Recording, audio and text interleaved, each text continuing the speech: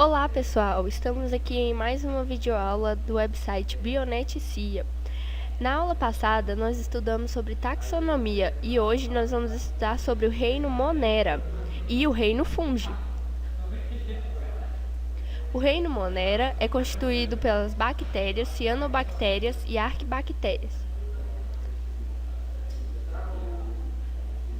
As bactérias são encontradas em todos os lugares possíveis da Terra e são de grande importância para a saúde, para o ambiente e a economia.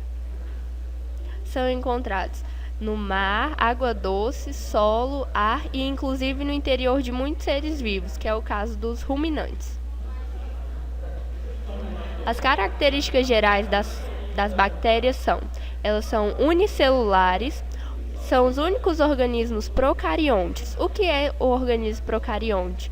É aquele que não possui um núcleo definido. Essas células podem viver isoladas ou em colônias. Aqui um exemplo das células bacterianas, onde tem as organelas dela, o ribossomo, o citoplasma, o flagelo, a parede celular, que é formada por quitina, o DNA e o plasmídio, que é pouco encontrado em outros tipos de seres vivos. O plasmídio é uma espécie de DNA circular encontrado nas bactérias. Quanto à nutrição, elas podem ser autotrófas ou heterotrofas. Autotrófas, que produzem seu próprio alimento, e heterotrofas, que precisam de outro ser para se alimentar. Quanto à respiração, elas podem ser aeróbicas, ou seja, elas necessitam de oxigênio, ou anaeróbicas, que não necessitam de oxigênio para sobreviver. Quanto à reprodução, elas podem ser assexuada ou sexuada.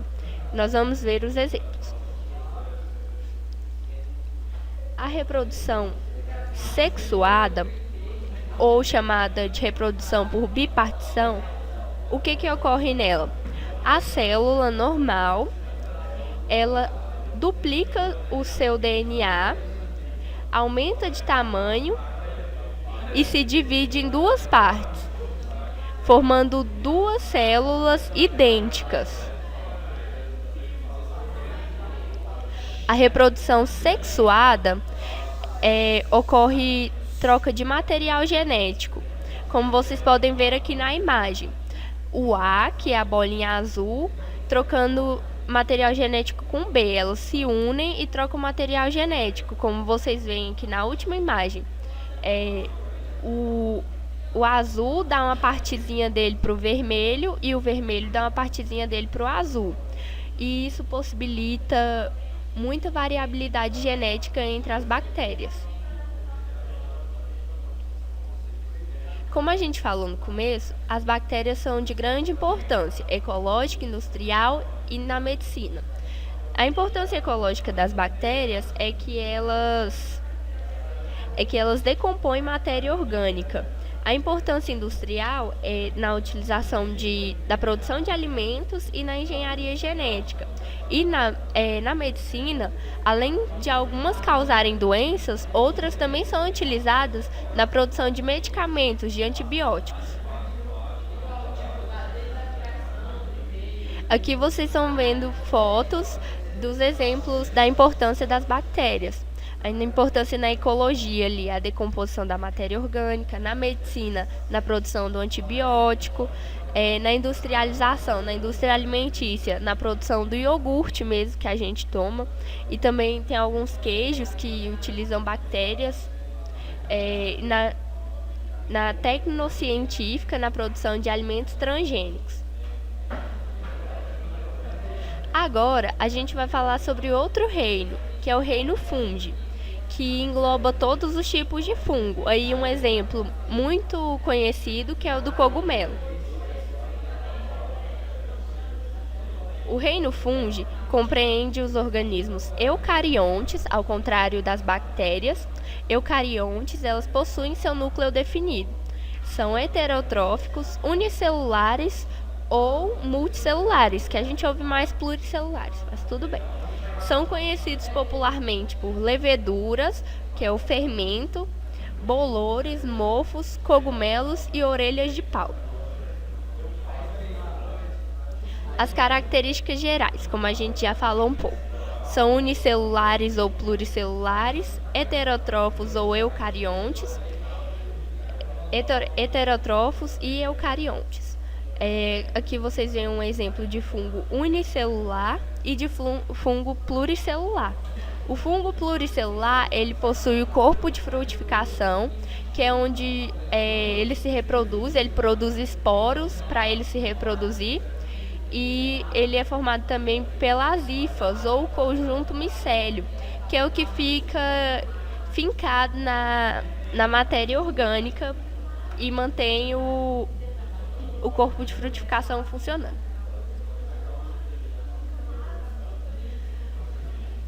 E aí, como a gente disse, o corpo dos fungos, o corpo de frutificação, o micélio e as hifas. O micélio, ele é esse conjunto, esse emaranhado de hifas aqui, que fica fincado na matéria orgânica, como eu falei. E aqui no corpo de frutificação, vocês podem ver as estruturas produtoras de esporos, que ajudam na reprodução da célula. Aqui a gente tem exemplo de leveduras que são usadas na produção de bebidas alcoólicas, vocês já devem ter ouvido falar disso, na produção de vinho, de cerveja e assim por diante. A importância dos fungos: são decompositores, são utilizados na produção de alimentos, na indústria farmacêutica e eles são parasitas. Aqui do lado, nessa foto, esse queijo, ele foi deixado em decomposição e os fungos, eles parasitaram nesse queijo. E são queijos muito valorizados, muito caros e muito consumidos pela sociedade de classe alta. Quando eles são heterótrofos, eles precisam de outro ser vivo para se alimentar. E aí eles fazem, às vezes, mutualismo, ou, igual aqui no caso, eles estão fazendo eles estão parasitando.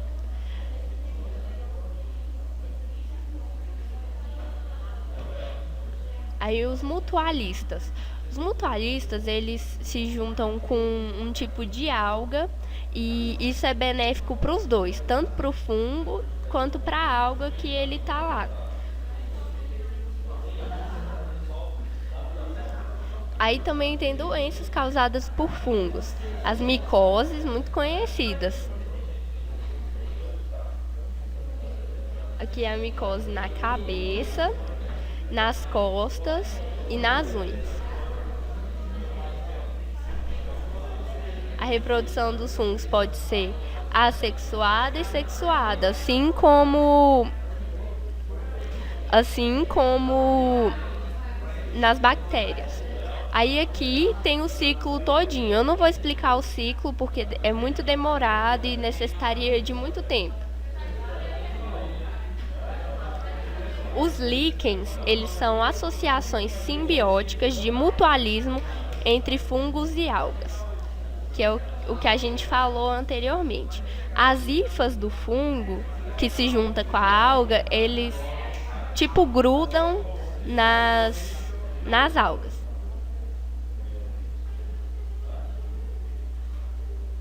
Os líquens não apresentam estruturas de reprodução sexuada.